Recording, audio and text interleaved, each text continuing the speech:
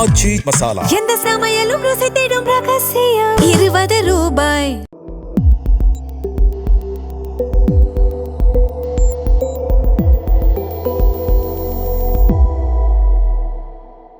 தமிழ் தடம் நேயர்களுக்கு வணக்கம். நம்மோடு உரையாட அரசியல் திறனாய்வாளர் திரு ரவீந்திரன் துரைசாமி அவர்கள் இணைந்திருக்காங்க. அவங்க பேசலாம். வணக்கம் சார். வணக்கம் மகா. இன்னும் எலெக்ஷனுக்கு ஒரு நாள் தான் இருக்கு. இந்த சூழல்ல 2 முறை ராகுல் அவர்கள் பிரச்சாரத்துக்கு தமிழ்நாடு வந்துட்டாரு. ஆனால் ஒரு முறை கூட ஸ்டாலின் அவர்களை மீட் பண்ணல, அவரோடு மேடையை ஷேர் பண்ணிக்கல. ஸோ என்ன போயிட்டு இருக்குன்னா, அரவிந்த் கெஜ்ரிவால் வராரு, தேஜஸ்வி யாதவ் அவர்கள் வராரு, அவரோடலாம் ஸ்டாலின் அவர்கள் இணக்கமாக பேசுறாரு, மேடை ஷேர் பண்றாரு, இணைந்து பிரச்சாரம் பண்றாங்க. ஆனால் ராகுல் அவர்களோடு ஸ்டாலின் அவர்களால் இணைந்து பிரச்சாரம் பண்ண முடியல அப்படின்றது என்னத்தை காட்டுது? என்றாலும் ராகுல் வழி நடத்தக்கூடிய கட்சி யார் கூட கூட்டணி வச்சிருக்கு? திமுக தான் கூட்டணி வச்சிருக்கு. ஆமாம், 3 சீட்டு அதிகமாயிட்டு அங்கே தானே இருக்கிறாங்க. ஸ்டாலின் மோடிக்கு மிரட்டலுக்கெல்லாம் அஞ்ச மாட்டாருன்னு தானே சொல்லிட்டு போறாரு. அப்போ அவர் என்ன நினைக்கிறாருன்னா, இந்த அணிக்குள்ள தனக்கும் காங்கிரஸுக்கும் ஒரு இம்பார்ட்டன்ஸ் வேணும்னு நினைக்கிறாரு. இப்போ அவரோட இந்த அரசியலால் தான் காங்கிரஸுக்கு அந்த இம்பார்ட்டன்ஸ் கிடைச்சிருக்குது. இன்னும் சொல்ல போனால் டீப் சவுத் நாடார் ஏரியா தவிர இந்த அணி எப்படி இருக்குதுன்னா, திமுக அடுத்து தேமுதிகவும் விடுதலை சிறுத்தைகளும் தான் தெரிகிறாங்க. மேற்குலையும் வடக்கையும் விடுதலை சிறுத்தைகள் திருமாவளவன், தேமுதிக பிரேமலதா அம்மையார் அளவு காங்கிரஸ் இல்லை. கடைசியாக கன்னியாகுமரி டிஸ்ட்ரிக்டில் பிஜேபி இருக்கிற இடத்துல ஒரு போலரைசேஷன் பொலிட்டிக்ஸுக்காக ராகுல் வந்த முறை தான் அது தெரியுது. ஸோ அவருக்கு 2024 ஸ்டாலின் தன்னை முன்னிறுத்தி அந்த அரசியலை பண்ணது ராகுலுக்கு ஒரு வருத்தம் தான். அதே வேளையில் இங்கே ஸ்டாலின் கொடுக்குறது எம்பி போஸ்ட் எம்எல்ஏ போஸ்ட்னு இருக்கனால திமுகவே விட முடியாத ஒரு அரசியலை ராகுல் பண்ணுறாரு. அதை 2 பேரையும் ஒரே மேடையில் கொண்டு வரதுக்கான முயற்சிகள் நடந்தது. ஆனால் ஆரம்பத்தில் ஸ்டாலின் பேரை சொல்லாதவர் இப்போ ஸ்டாலினை சொன்னாதான் தன்னுடைய எம்எல்ஏக்கள் ஜெயிக்க முடியுங்கிறதுக்காக காரைக்குடியில் சீமான் திமுக கேடர்ஸையும் ஓட்டர்ஸையும் காங்கிரஸுக்கு ஏன் ஓட்டு போடுறீங்கன்னு கேட்டு அடிக்கவும் இவர் ராகுல் ஸ்டாலின் பேரை சொல்கிறார். அவங்களுக்குள்ள ஒரு சின்ன பிணக்கு இருக்குது, ஒரு ஒரு நம்பிக்கைன்மை கூட என்ன சொல்லலாம் இருக்குதுன்னு தான் சொல்லலாம். பட் இவங்களுக்கு திமுக அணியில் இருக்கிறதா மஸ்ட்டுங்கிறதுலையும் அது 3 முறை வெற்றி பெற்ற அணிங்கிறதையும் அதை கன்டினியூ பண்ணிட்டு போகிறாங்க.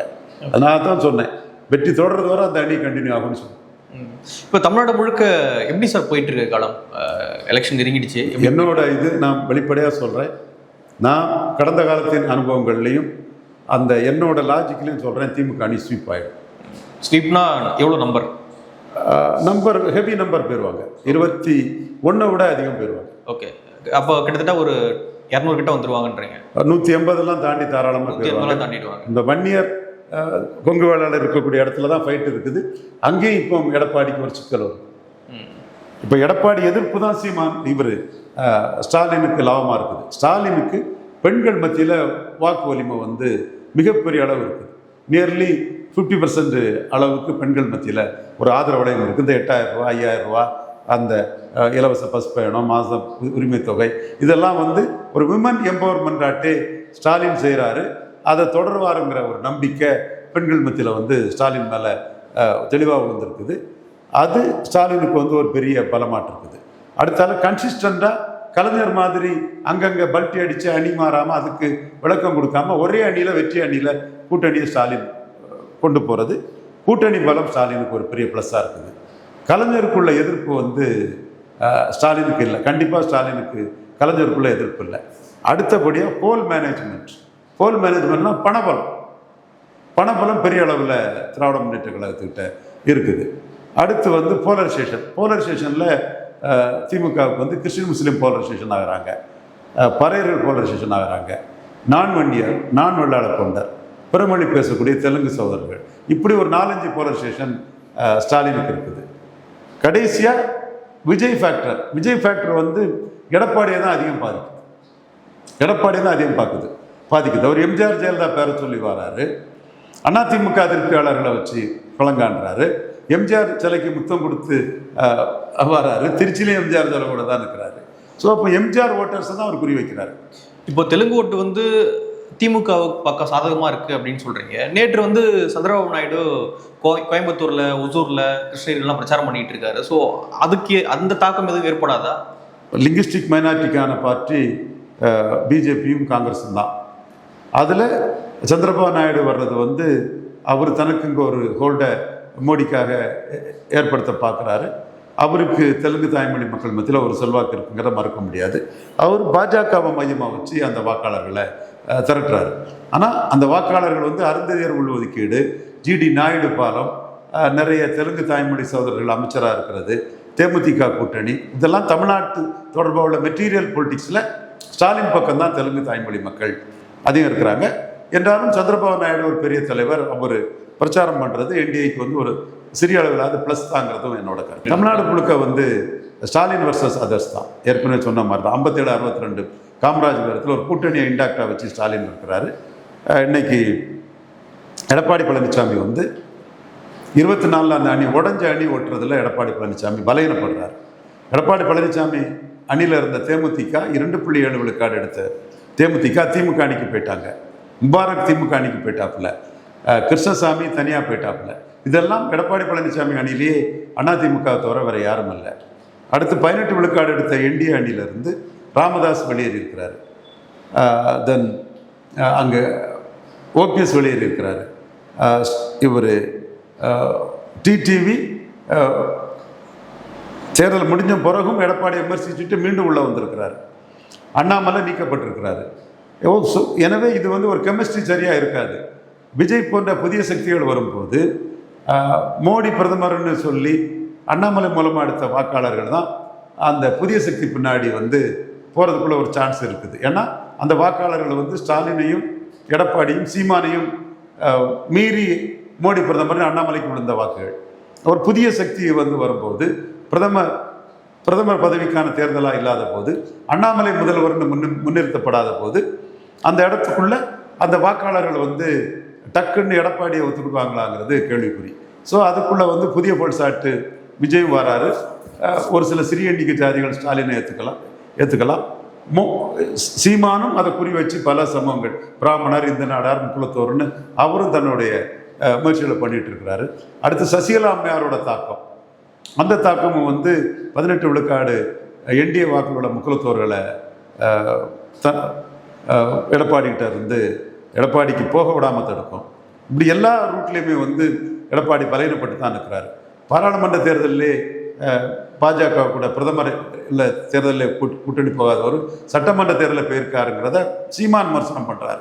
நான் அதே நிலைப்பாட்டில் இருக்கிறேன், எடப்பாடி நிலைப்பாட்டை மாறிட்டாருங்கிறத சீமான் விமர்சனம் பண்ணுறாரு. மேலும் அவர் விஜய் தனிச்சு தான் நிற்பாருன்னு புரியாமல் பெரிய கட்சி பெரிய சக்தியெல்லாம் விஜய்க்கு ஒரு இம்பார்ட்டன்ஸ் கொடுத்தது எடப்பாடி பழனிசாமிக்கு ஒரு பலகீனமாக இருக்குது.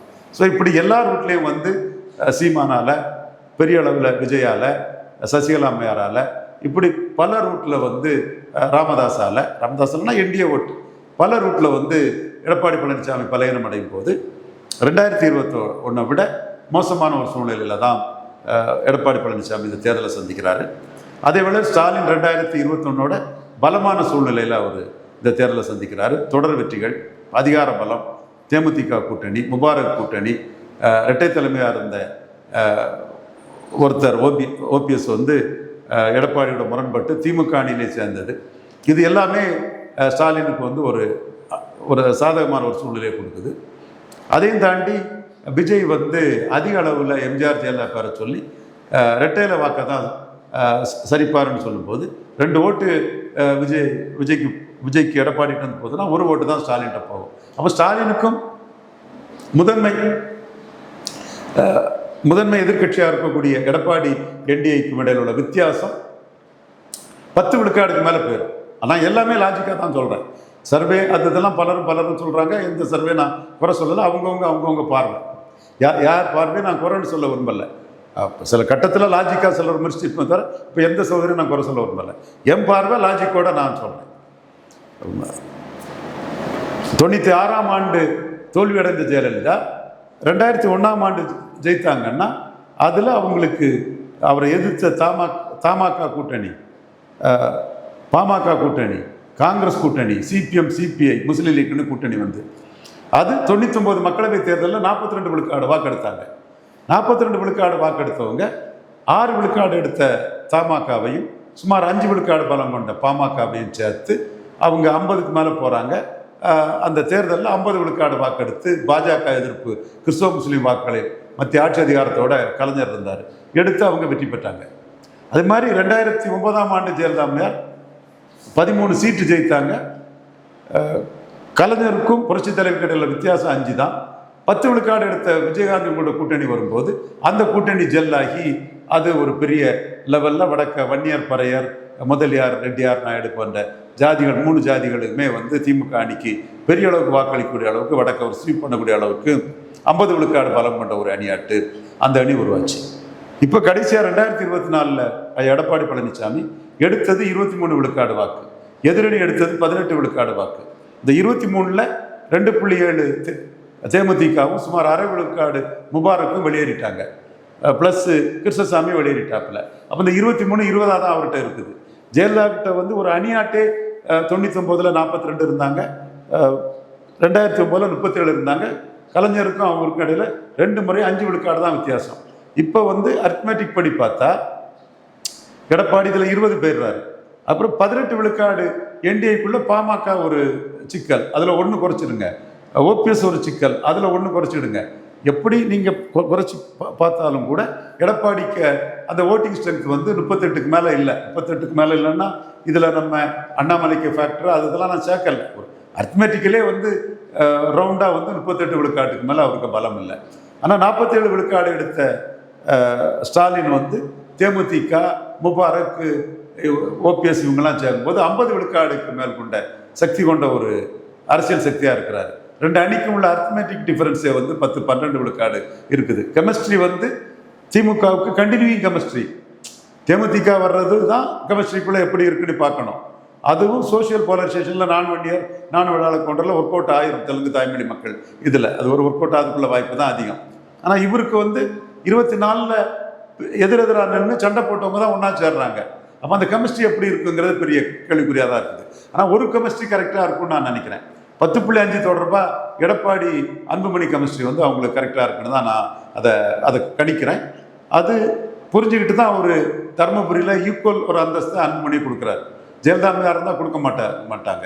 இவர் தர்மபுரிக்குள்ளே ஜெயிக்கிறது, சேலத்தில் ஜெயிக்கிறதுக்கு அன்புமணிக்கு அந்த இம்பார்ட்டன்ஸை கொடுக்க வேண்டிய ஒரு சூழ்நிலையில் இவர் இருக்கிறாரு. என்னோட பார்வை எடப்பாடி பழனிசாமி 2021 விட பல அம்சங்களில் கீழே போயிட்டார். 24ல் அவர் ஓபிஎஸ்ஸை நீக்கினதுனால உள்ள அவருக்கு தன்மை வந்து ஒரு ஜாதி கட்சியின் தன்மை ஆனது. முக்குலத்தோர் அவரை எதிர்க்கிறது, முக்குலத்தோர் எதிர்க்காங்க என்பதற்காக நாடார்கள் ஆதரிப்பாங்கிற சூழ்நிலையில் என் போன்ற நாடார் டீம் வாட்ச் ஸ்டாக்காக நாடார்களின் காவல் நாயாக அனிதா ராதாகிருஷ்ணன் போன்றவங்களும் தென் மாவட்டத்தில் நாடார்கள் மத்தியில் தான் ஒரு பெரிய சக்தியாகணும்னு பல தொகுதிக்குள்ள எடப்பாடிக்கு எதிரான வந்து நாடார்கள் அதிருப்தி உள்ள இடங்கள் எல்லாம் அவர் தலையிட்டு வந்து எடப்பாடிக்கு எதிராக தன்னோட அரசியலை தெள்ள தெளிவாக அவர் செய்கிறாரு.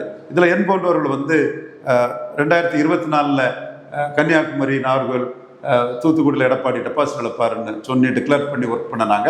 இப்பவும் வந்து நாடார் சமுதாயம் எடப்பாடி பழனிசாமிக்கு ஒரு தோல்வியை மீண்டும் கொடுத்தாதான் நாடார் அரசியல் வந்து முக்கியத்துவம் வரும்.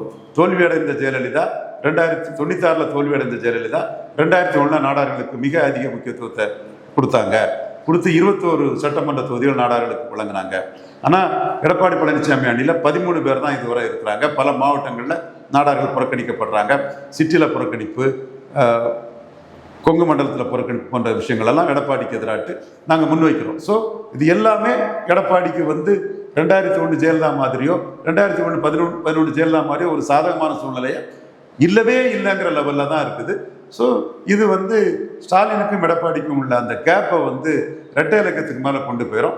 இது ஜெயலலிதா மாதிரிப்பட்ட ஒரு வீகம் அமைச்சு செயல்பட முடியாத ஒரு சூழ்நிலையில் எடப்பாடி பழனிசாமி இப்பொழுது தன்னோட 2வது இடத்தை காப்பாற்றுறதுக்கு தான் போராடிட்டு இருக்கிறாரு.